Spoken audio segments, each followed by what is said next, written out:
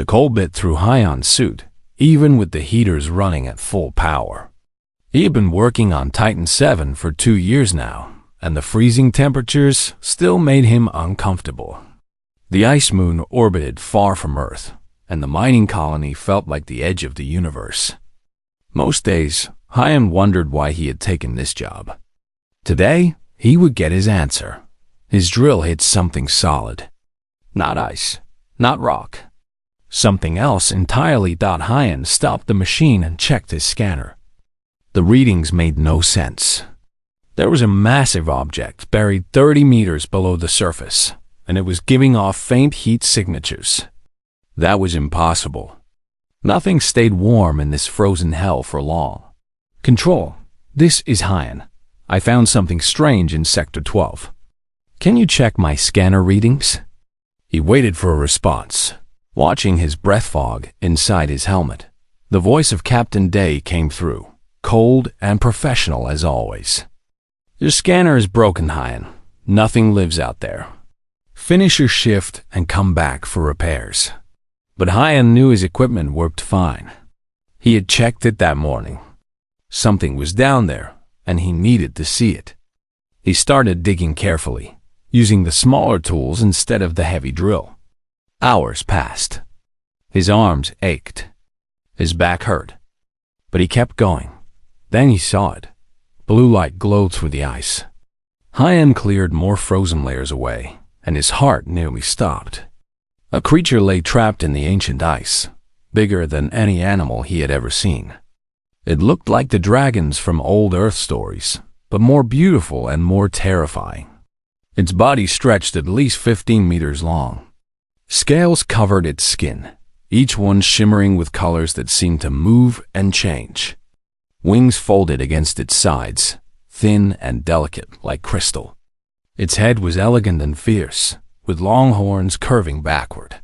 Hyan pressed his gloved hand against the ice. The creature's scales glowed brighter for just a second, as if responding to his touch. You're alive, he whispered. Somehow, you're still alive. He worked faster now, more carefully. The ice around the creature was different from normal ice. It was harder, more crystalline, almost like it was designed to protect what was inside. This thing had been frozen for a very long time. Maybe thousands of years. Maybe more. By the time Hyan returned to the colony, his mind was racing. He found Yuna in the research lab, studying samples under a microscope. She was one of the few people he trusted on this frozen rock. I need your help with something, Hyan said. And you can't tell anyone else. Yuna looked up from her work. She was young, only 26, but she was the smartest xenobiologist in the colony. This sounds serious. It is. Hyan showed her the scans on his tablet. I found something alive in the ice. Something that shouldn't be possible. Yuna's eyes went wide as she looked at the data. This can't be real. These readings show cellular activity, but extremely slow. Like suspended animation, but nothing we know of can survive that long in ice. Can we save it? Hyan asked. Save it? Hyan, we should report this immediately. This is the most important discovery in human history. An alien life form, preserved for who knows how long. They'll kill it, Hyan interrupted. You know how Captain Day thinks. He'll want to cut it apart and study it. But look at these readings. It's still alive, Yuna. We can't let them destroy it. Yuna studied the scans again, her scientific mind fighting with her conscience. Finally, she nodded. Okay, but we'll need help. And equipment. And a place to hide something that big. They spent the next 3 days planning. Jin, a security officer who had become Hyan's friend, agreed to help them. So did Hana, a young engineer who was always looking for adventure. Together, they worked out a plan. The hardest part was moving the creature. Hyan used his mining equipment to cut a huge block of ice containing the dragon. Then, late at night when most of the colony slept, they transported it to an old thermal hangar that nobody used anymore. The hangar had been built for ship repairs, but was abandoned after newer facilities opened. Captain, they found out 3 days later. You did what? The captain shouted, his face red with anger. You moved an unknown alien organism into my colony without authorization. Without even informing me? Hyan stood his ground in the captain's office. It's alive, sir. The scans prove it.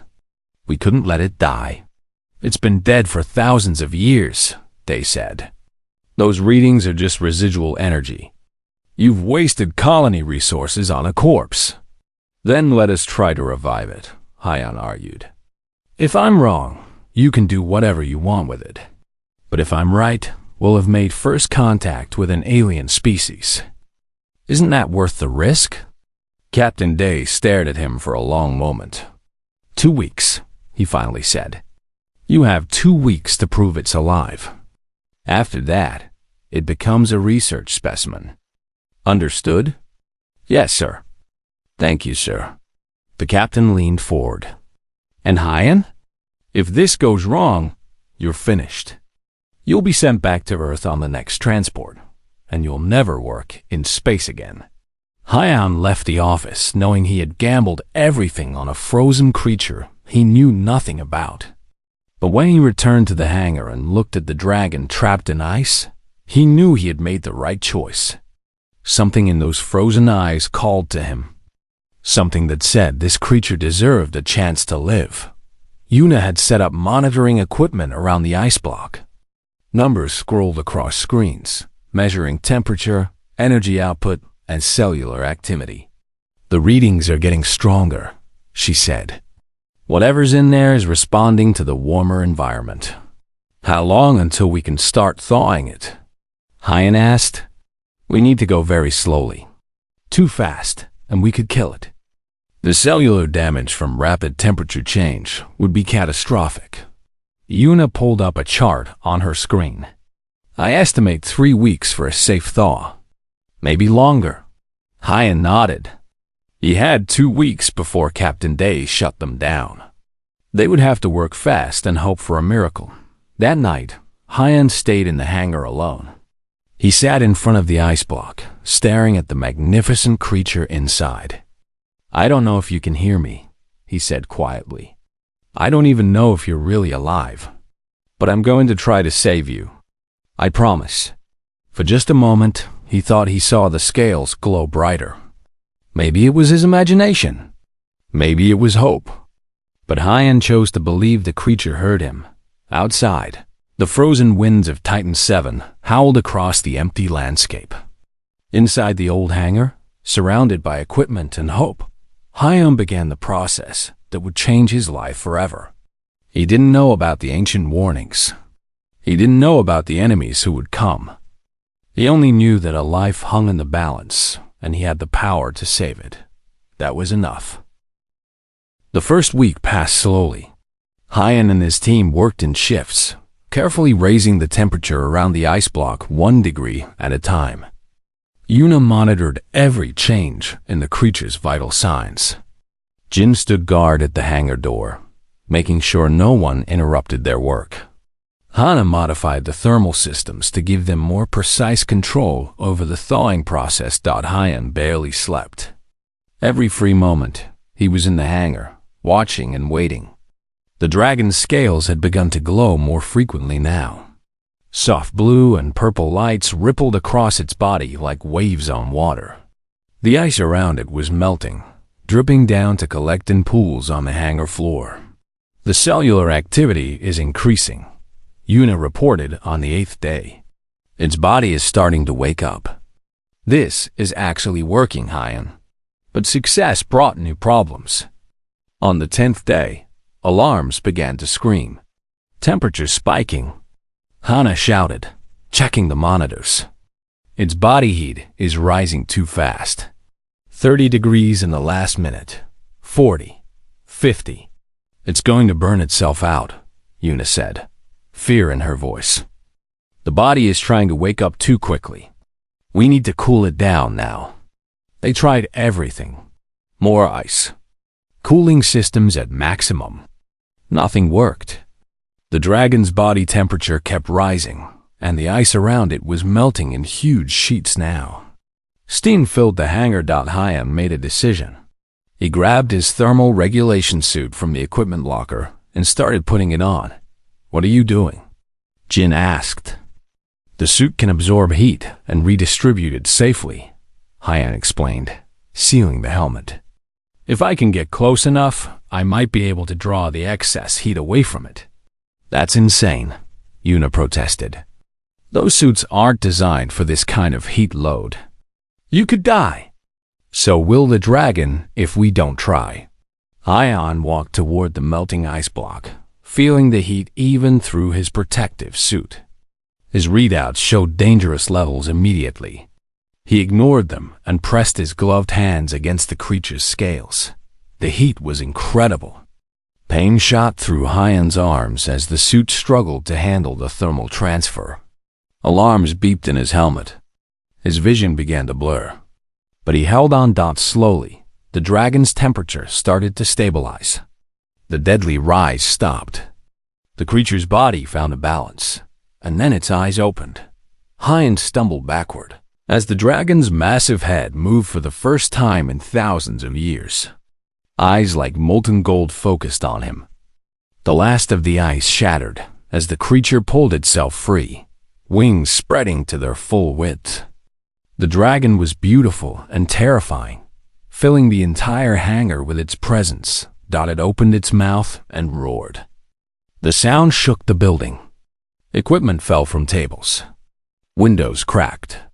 "Get back," Jin shouted, pulling his weapon, but Hyan stepped forward instead. He pulled off his helmet, meeting the dragon's eyes directly.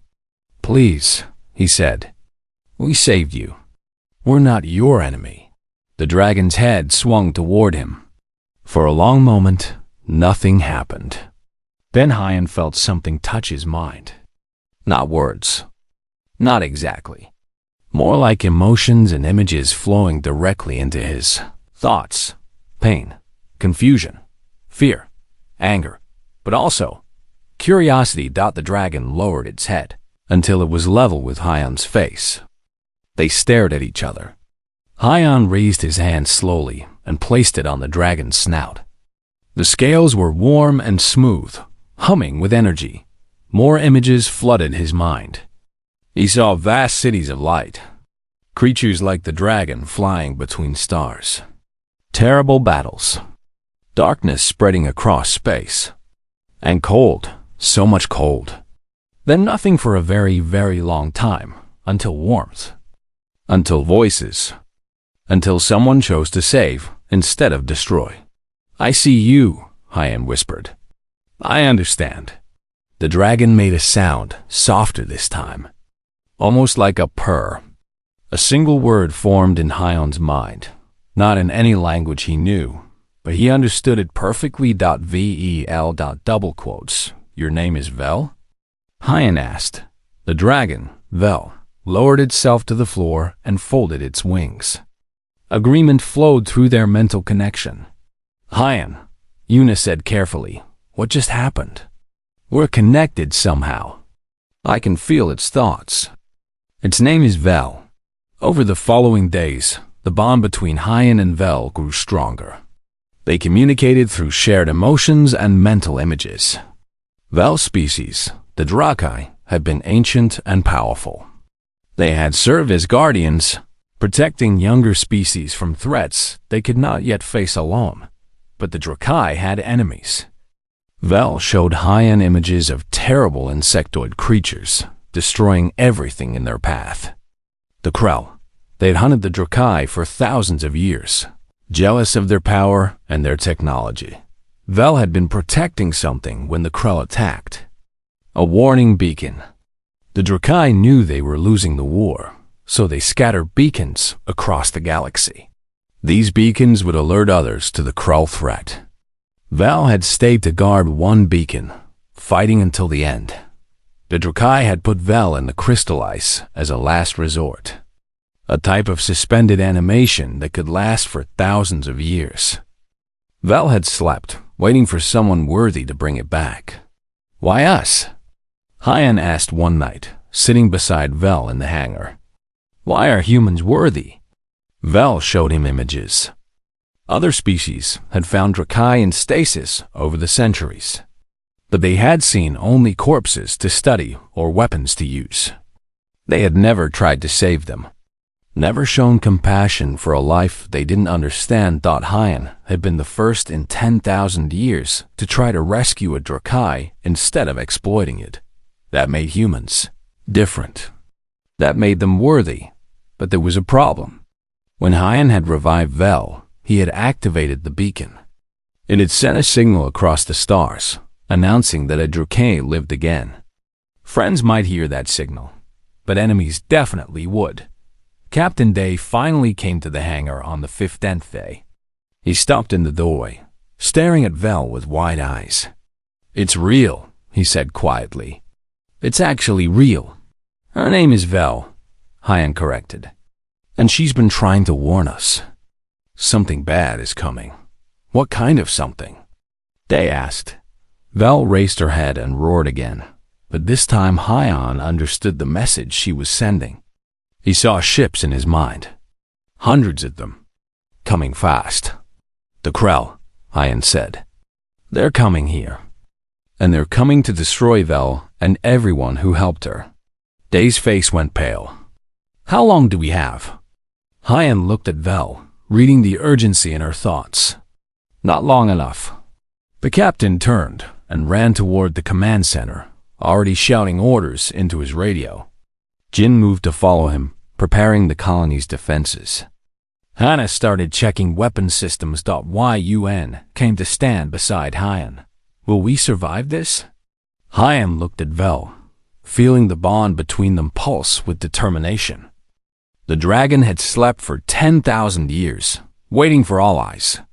Now she had found them, and she would not let them die. "I don't know," Hyan answered honestly, "but we're going to fight."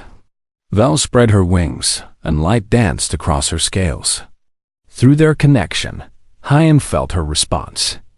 Not words, but meaning. Together, we are stronger. Together, we might win. The colony erupted into chaos. Alarms screamed through every corridor. People ran in all directions, some heading to evacuation stations, others rushing to defensive positions. No one had expected a real attack. The colony had been built for mining, not warfare. Captain Day stood in the command center, staring at the tactical display. Dozens of red dots appeared on the screen, moving toward Titan 7 at incredible speed. "How long until they arrive?" he demanded. So, the communications specialist checked their instruments. 6 hours, maybe 7. They're moving faster than any human ship. What are our defenses? 2 defensive satellites, shields that can hold for maybe 30 minutes against this kind of firepower, and mining equipment we could use as improvised weapons. Saul's voice was grim. "Sir, we're not prepared for this." Commander Wu arrived from the Earth Defense Force Station, bringing 20 soldiers and 3 small combat ships. It wasn't nearly enough. The Krell fleet outnumbered them 50 to 1. In the hangar, Vel was restless. She paced back and forth, wings twitching with agitation. Hyan stood with her, trying to understand the images flooding through their bond. "She's showing me something," he told Yuna. "Underground. Beneath the colony. There's something down there." "The ice goes down for kilometers," Yuna said. "We've only surveyed the top layers. Then, we need to survey deeper." Hyan looked at Vel. "Can you take me there?" Vel lowered herself, and Hyan climbed onto her back. It felt natural, like they had done this 1,000 times before. The bond between them made everything easier. He could feel how she wanted him to sit, where to hold on. "Wait." Yuna called. "Take this." She handed him a portable scanner. "Map whatever you find down there." Vel spread her wings and launched through the hangar's cargo door. The cold hit Hyan immediately, but Vel's body radiated warmth. They flew low over the frozen landscape, heading toward an area of deep crevasses. Through their link, Hyan felt Vel's excitement. She recognized this place. She had been here before, 10,000 years ago. They descended into a massive canyon. Ice walls rose hundreds of meters on either side. At the bottom, Vel landed on a flat area that looked too smooth to be natural. She used her claws to scrape away ice and snow, revealing metal underneath. "What is this?" Hyan whispered. Vel showed him images. A facility.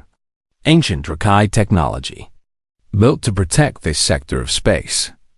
When the Drakai had fallen, they had hidden their most important installations, hoping someday worthy allies would find them. Hyan used the scanner to map what lay beneath the ice. The readings were incredible. A structure the size of a small city stretched underground, powered by an energy source his scanner couldn't identify. And it still worked. After 10,000 years, it still worked. "We need to get inside," Hyan said. Vel placed her claw on a specific section of metal. Light spread from the contact point, running through lines and patterns. A doorway opened, revealing stairs leading down into darkness. Hyan activated his suit's lights and descended. Vel followed, barely fitting through the entrance. They walked through corridors filled with strange technology. Holographic displays flickered to life as they passed, showing star maps and technical diagrams. At the center of the facility, they found what Vel had been searching for. A massive chamber filled with crystalline structures, all connected to a central power core. Weapons, shields, systems designed to protect an entire planet. "This is what you were guarding," Hyan said. "This facility." Vel confirmed with a pulse of agreement through their bond. But there was more. She showed him how the Drakai technology worked. It required a partnership. The machines were too complex for one mind to control. Drakai and their bonded partners operated everything together, combining two different ways of thinking into something greater than either alone. Hyan studied the control systems. They responded to his touch, lighting up with alien symbols that somehow made sense to him through his connection with Vel. "We could use this to defend the colony, but using it would be dangerous." The bond between Hyan and Vel was still new, formed in days, instead of the years most Drakai partnerships required. Trying to operate this technology could damage both their minds. "We don't have a choice," Hyan said aloud. "If we don't try, everyone dies." Vel rumbled her agreement. She had made her choice when she decided to wake up instead of sleeping forever. She would fight. They returned to the colony to find preparations in full swing. Commander Wu was positioning his soldiers. Jin had armed volunteers with mining lasers. Hana was trying to boost the shield generators. Hyan went straight to Captain Day. "I found something. Drakai technology beneath the colony. It's a defensive facility, but it's not easy to use. Val and I need to control it together. Can you do it?" Day asked. "Honestly, I don't know. The bond between us is still weak. Trying to merge our minds fully might kill us both." Day looked at the tactical display.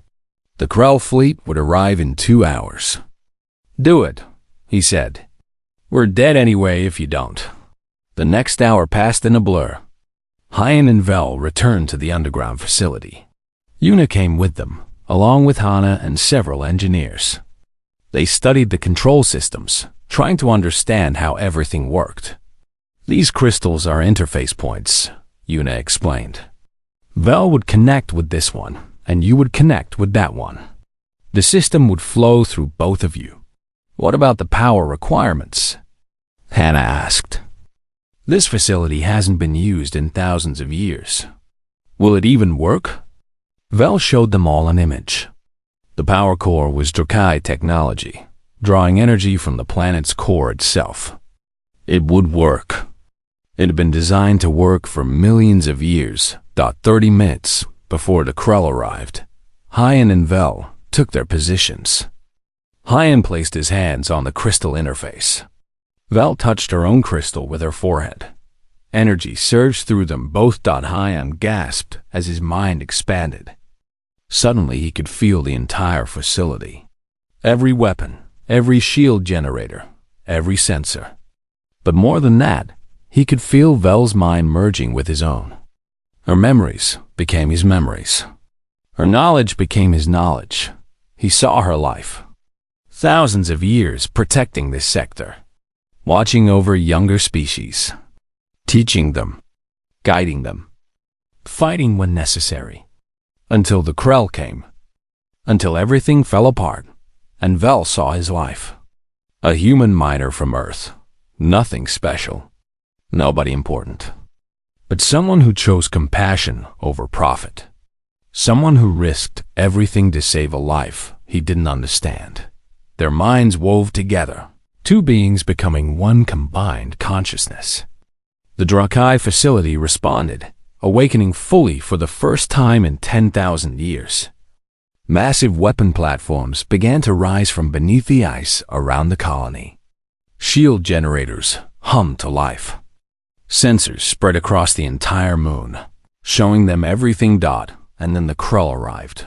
Hundreds of ships dropped out of hyperspace. They were ugly things, all sharp angles and dark metal. Biomechanical, part machine, and part living creature. The Krell themselves were worse. Insectoid monsters that consumed everything in their path. Through the facility's sensors, Hyan and Vel watched the Krell fleet form up. They were preparing to destroy the colony in a single overwhelming strike. "Let them come," Hyan said, his voice echoing with Vel's thoughts. "We're ready." The battle for Titan 7 was about to begin.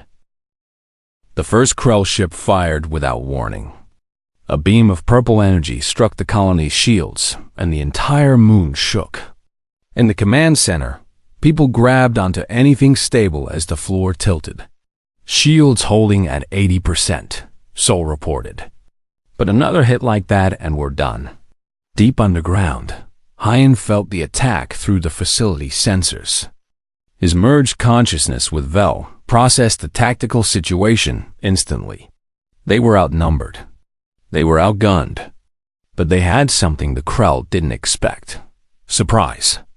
"Activate Defense Grid Alpha," Hyan said, his voice strange even to his own ears.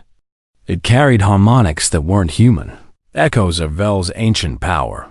Crystal weapons hidden beneath the ice for 10,000 years rose into position. They looked like beautiful sculptures, geometric patterns of light and energy. But when they fired, the beams were devastating. 3 Krell ships exploded before they could react.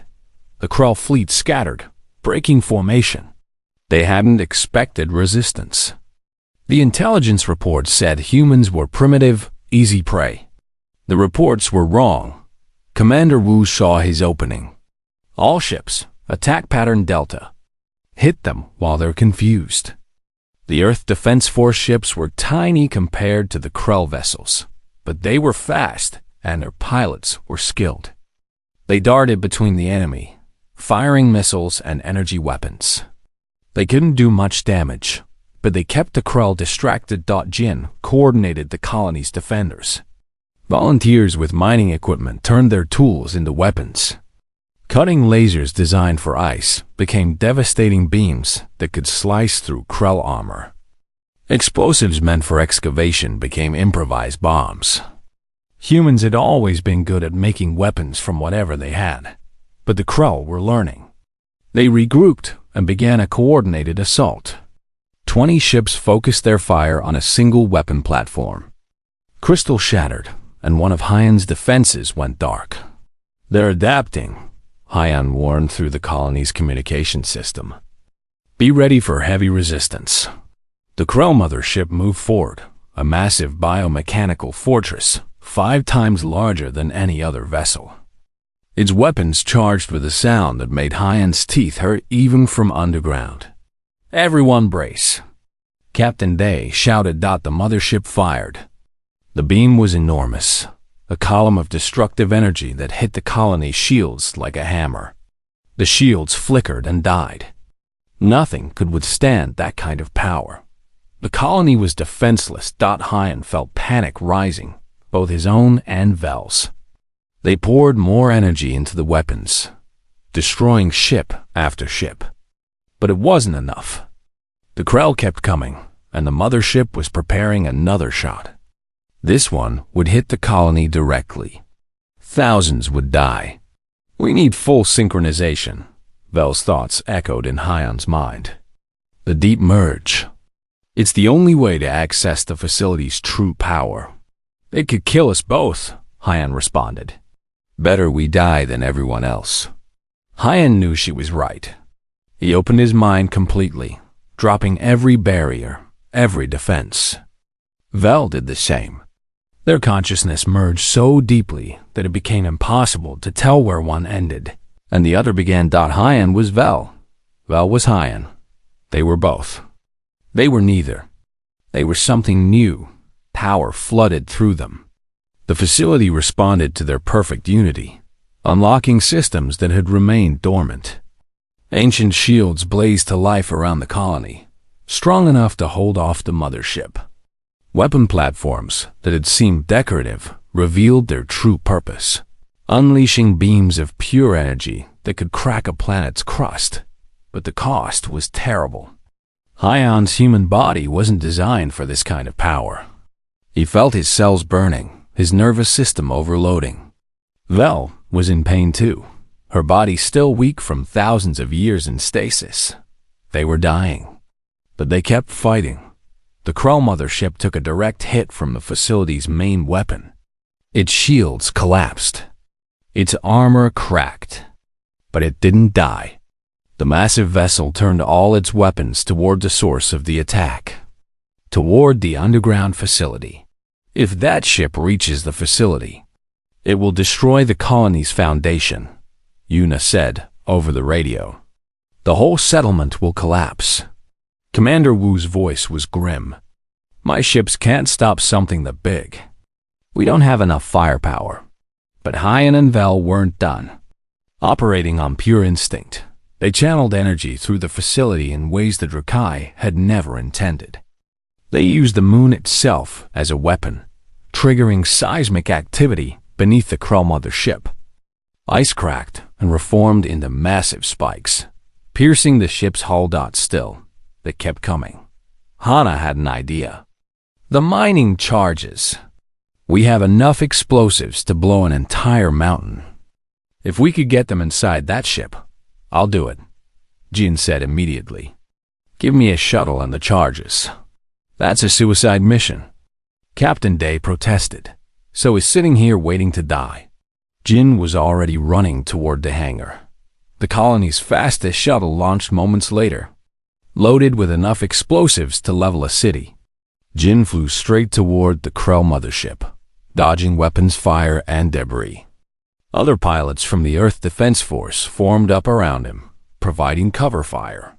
Almost there, Jin reported, his voice calm despite the chaos.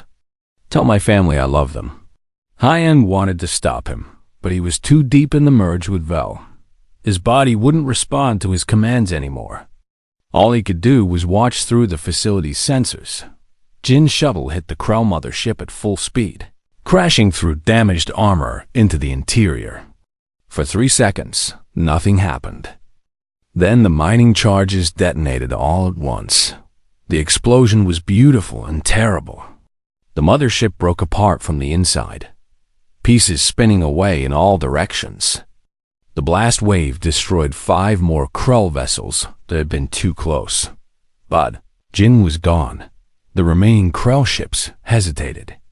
They had never encountered resistance like this, never faced an enemy that fought with such determination. Their mothership was destroyed. Their fleet was devastated. They ran. The surviving vessels activated their hyperspace drives and fled, leaving their dead behind. The battle was over. Humanity had won. In the underground facility, Hyan tried to separate from Vel.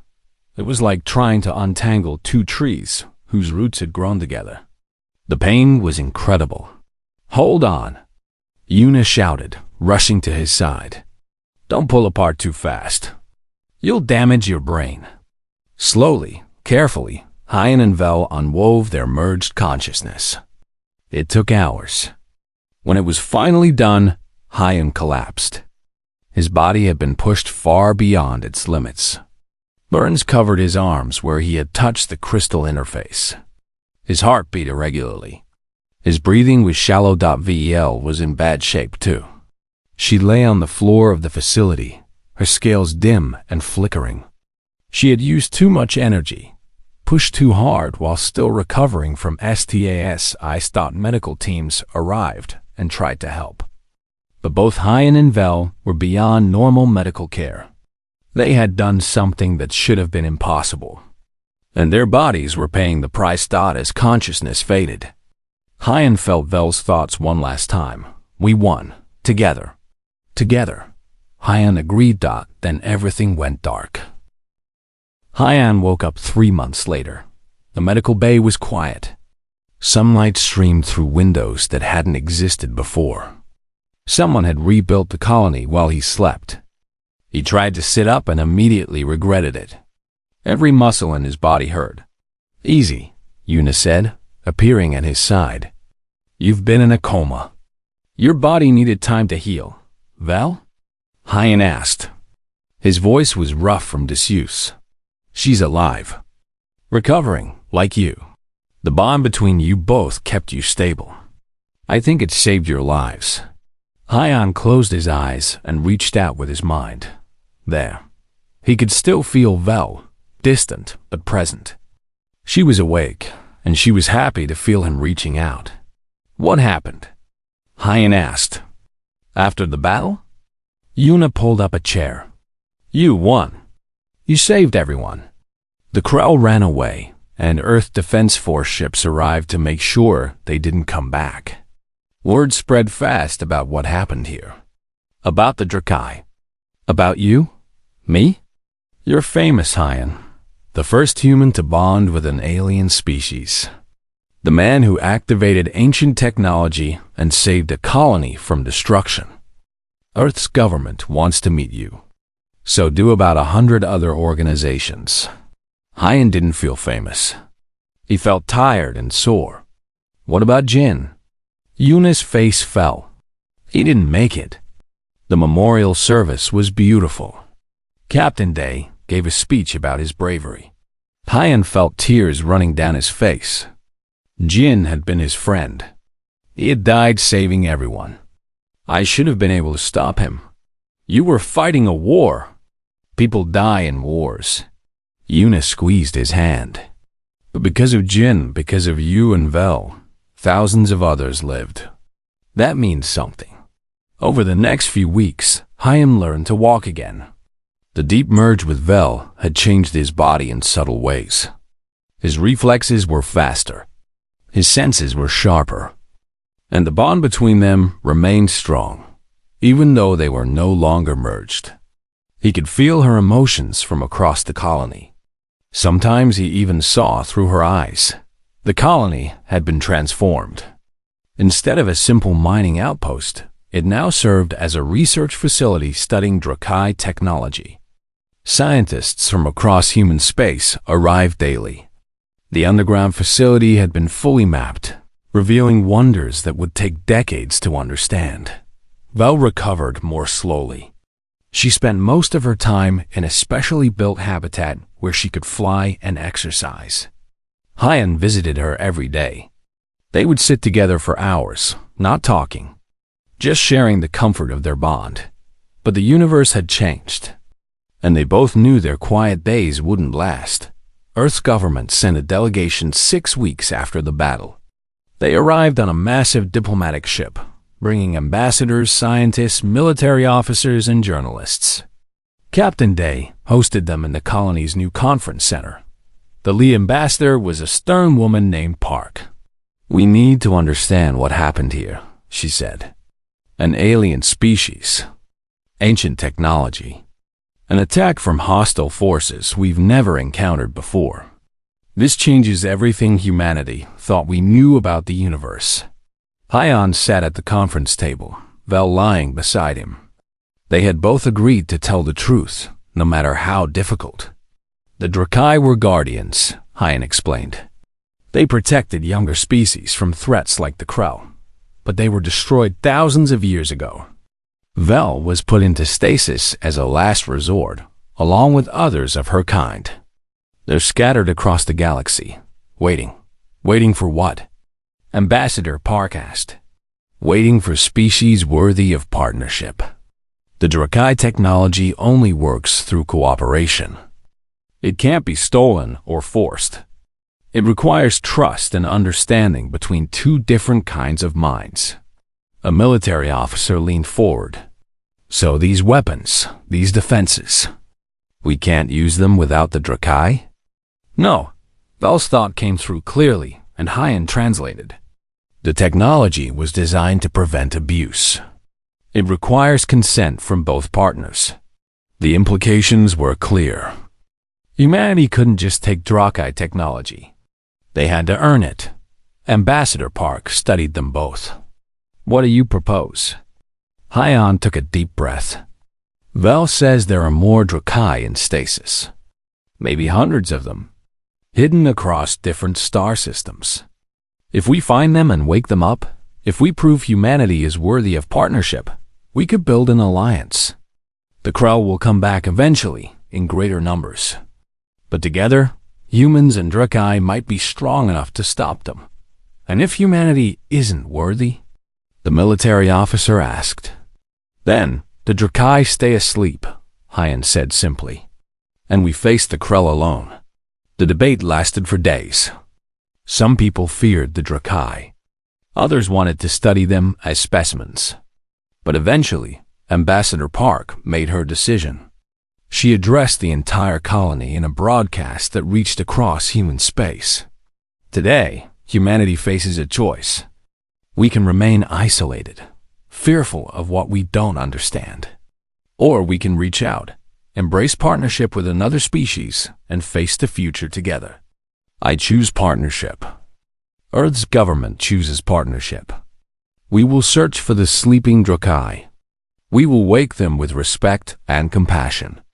And we will build a new alliance that will protect us all. The broadcast sparked debate across human worlds. But slowly, support grew. People remembered the battle. They remembered that one human and one Drakai had saved thousands of lives. They chose hope over fear. 3 months after waking from his coma, Hyan stood on the observation deck of a new ship. It was called the Dawn, built specifically for the search for more Drakai. Yuna was aboard as chief science officer. Hana ran the engineering department. Captain Day had retired from the colony to serve as the ship's commander. Even Sol had joined, managing communications. Vel waited in a special habitat designed for her comfort. She could fly freely inside and had a direct connection to the ship's systems. Are you ready? Captain Day asked. Hyan looked out at the stars. Somewhere out there, other Drakai slept in frozen stasis. Waiting, hoping. They had been alone for 10,000 years, but not anymore. I'm ready, Hyan said. Through the bond, he felt Vel's excitement and determination. She had spent so long sleeping, so long waiting for allies. Now she had them. Now they would find others like her and wake them to a universe that had finally grown wise enough for partnership. The Dawn's engines activated. Lights flickered as the hyperspace drive charged. Hyan thought back to the moment he had first seen Vel frozen in the ice. He had been a simple miner with no special skills. Just someone who saw a life worth saving. That simple choice had changed everything. It had saved a colony. It had forged an alliance between species. It had given the galaxy hope. And now the choice would ripple across the stars. Coordinates locked, Sol reported. First beacon located. It's 3 light-years away. Take us there, Captain Day ordered. The Dawn jumped to hyperspace, carrying Hyan and Vel toward their destiny. Behind them, the Titan VII colony continued to grow, a symbol of what humans and Drakai could build together.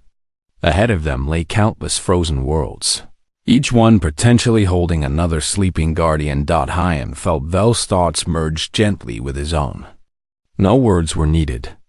They both understood what came next. More rescues, more bonds, more partnerships between species who chose compassion over conquest.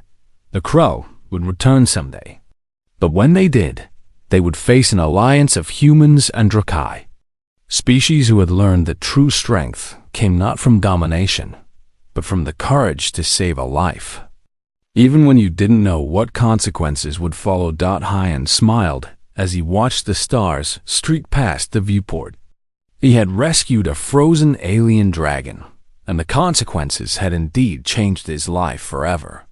But looking back, he wouldn't change a single thing. The dawn flew on into the unknown, carrying hope to those who had waited too long in the cold and dark. And in the special habitat, Vel spread her wings and sang. The song of the Drakai echoed through the ship, beautiful and ancient and full of joy. After 10,000 years, the Guardians were finally coming home.